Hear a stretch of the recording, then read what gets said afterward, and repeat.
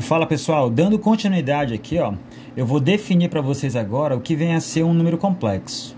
Olha só, todo número complexo ele é escrito dessa forma aqui, ó, z é igual a A mais BI.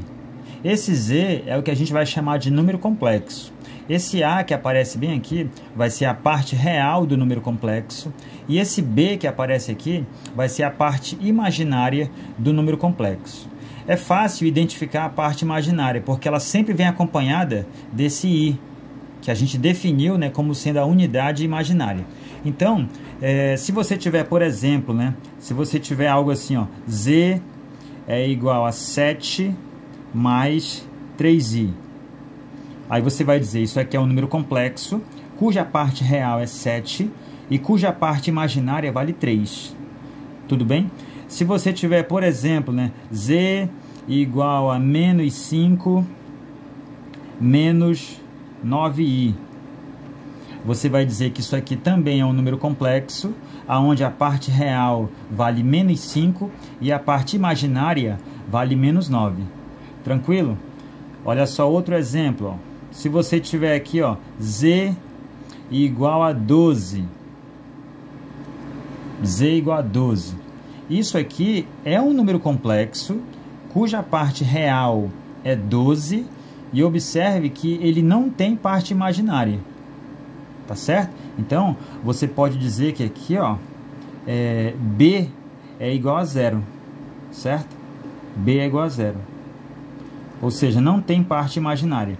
Quando o número não tem parte imaginária, você vai dizer que ele é um número complexo real. Tá? Então, esse número complexo, ele é um número real. Né? Quando é que um número complexo é considerado real? Quando a parte imaginária for 0. Agora, olha só esse outro exemplo. Se você tiver aqui, ó, z igual a 8i. Isso aqui é um número complexo, só que a parte real é 0, né? Não há parte real aqui, ou seja, A é igual a 0. Tudo bem? Observe que não há parte real. E a parte imaginária vale 8. Tá claro aqui, gente? Então, esse número complexo, né, por definição, ele é chamado de imaginário puro. Tá? Então, fiquem atentos aí quanto aos nomes, tá? Porque tem muitos probleminhas, muitos exercícios, né, onde você vai precisar lembrar dessas definições. Tá claro? Então vamos lá de novo. Quando que um número complexo é considerado real? Quando a parte imaginária for igual a 0. Quando que um número complexo é imaginário puro? Quando a parte real for igual a 0. Beleza? Volto a falar para vocês, ó. Atentem para essas definições aqui, porque é importante na hora de resolver os problemas envolvendo números complexos. Inclusive, né, se eu não estou enganado, foi até questão do ano passado da prova do SIS, tá certo? Exatamente essa definição aqui, tá? A gente vai verificar logo mais quando a gente estiver resolvendo as questões. Tranquilo? Beleza, então eu já sei identificar a parte real e já sei também identificar a parte imaginária de um certo número complexo, tá? Agora, eu queria chamar a atenção aqui para o seguinte, ó. Todo número complexo, ele pode ser descrito num plano, tipo aquele plano cartesiano que a gente utilizou lá na geometria analítica. Só que aqui a gente não vai dizer plano cartesiano, tá? A gente vai dar um nome chamado de plano de Argand-Gauss, né? Eu vou escrever, tá? Eu vou escrever aqui, estou aqui desenhando o plano, né? Olha só, na geometria analítica, a gente está acostumado a dizer que esse aqui é o eixo X, certo? E esse aqui é o eixo Y, né? Aqui no conjunto dos números complexos, a gente vai dizer que esse eixo aqui é o eixo real, né, que eu vou representar bem assim, né? Eu vou abreviar aqui, eixo real. E esse eixo aqui, eu vou dizer que é o eixo imaginário, que eu vou abreviar também aqui assim, ó. Tá certo? Então, esse aqui é o eixo real e esse aqui é o eixo imaginário. Então, gente, qualquer número complexo pode ser colocado nesse plano, tá? Esse plano, né? Acabei de comentar aqui, ó, eu vou escrever agora. É o plano de Argand-Gauss, tá? Foram duas pessoas que trabalharam na construção desse plano complexo, tá certo? Argand começou o estudo e Gauss finalizou esse estudo com as operações, né, com as formas trigonométricas que a gente vai verificar daqui a pouco, beleza?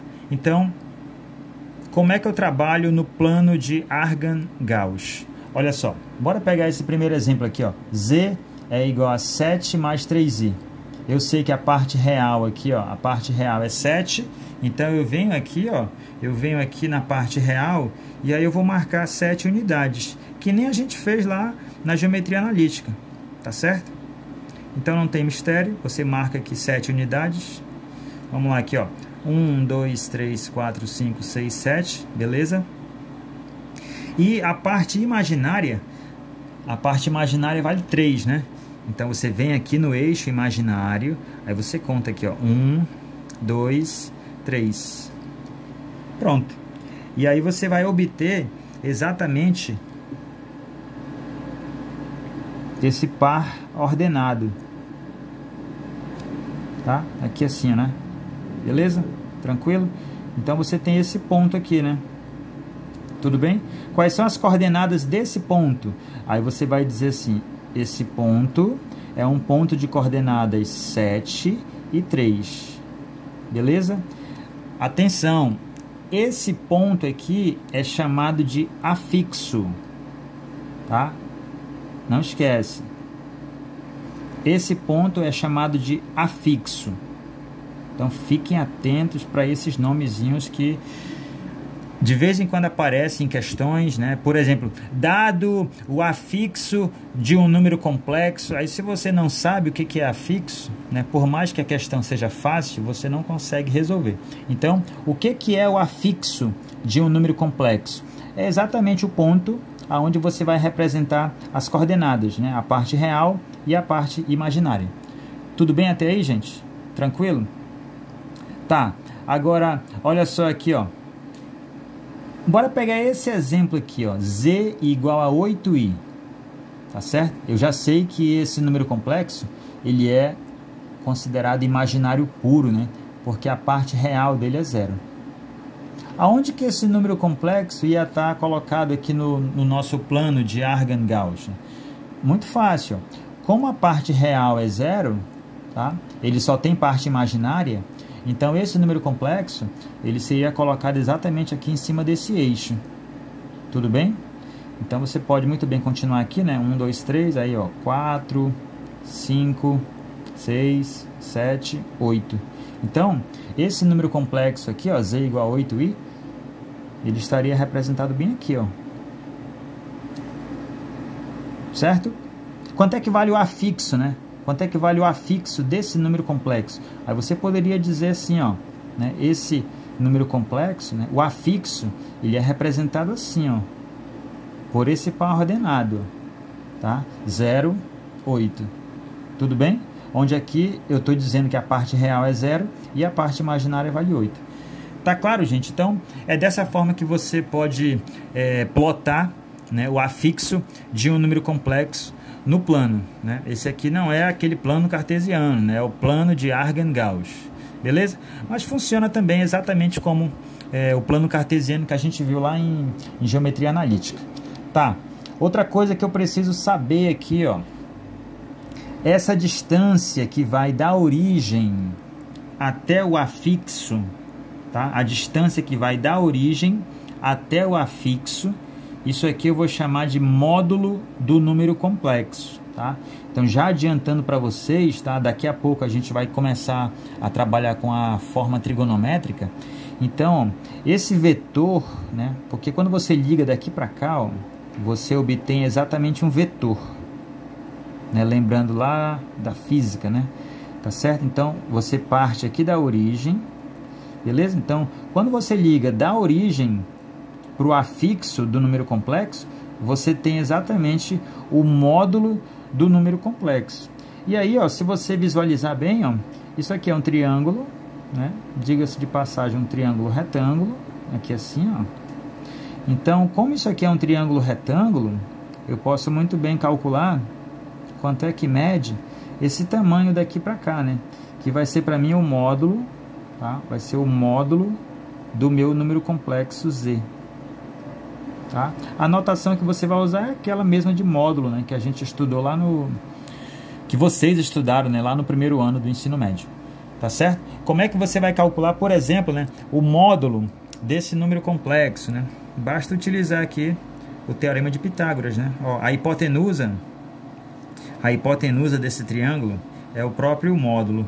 Então vai ficar a hipotenusa ao quadrado vai ser igual à soma dos quadrados dos catetos. Quanto é que mede esse cateto aqui, ó? Esse cateto mede 7. Então eu venho aqui, ó, vai ficar 7 ao quadrado mais... Quanto é que mede esse outro cateto aqui, ó?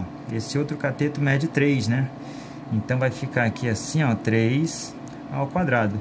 Bom, fazendo as continhas, né? 7 ao quadrado dá 49, 3 ao quadrado vai dar 9, aí 49 mais 9 você vai obter aqui 58. Tudo bem? Então fica assim, né? Módulo de Z ao quadrado igual a 58.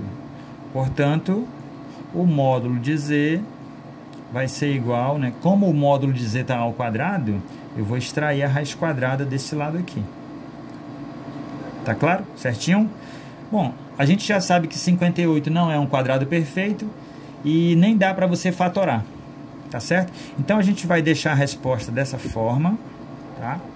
Lembrando que eu já estou adiantando para vocês como é que você vai calcular o módulo de um número complexo. Beleza? Tranquilo? Só para deixar bem claro, eu vou escrever aqui, ó, módulo, né? Módulo de um número complexo. Como é que eu calculo o módulo de um número complexo? Fácil, muito fácil. Basta utilizar o teorema de Pitágoras. O que é o módulo de um número complexo? É a distância da origem até o afixo. Tranquilo? Beleza. Vamos falar das operações com números complexos, né? Como é que você opera com números complexos, né? Você pode somar números complexos, você pode subtrair números complexos, você pode multiplicar números complexos, você pode dividir números complexos, tá certo? Então, praticamente, todas as operações podem ser feitas com números complexos. Soma, subtração, multiplicação, divisão. Eu posso fazer a potenciação de números complexos. Eu posso fazer ainda a radiciação de números complexos. Entendeu? Então, praticamente, né, a gente vai trabalhar com todas as operações.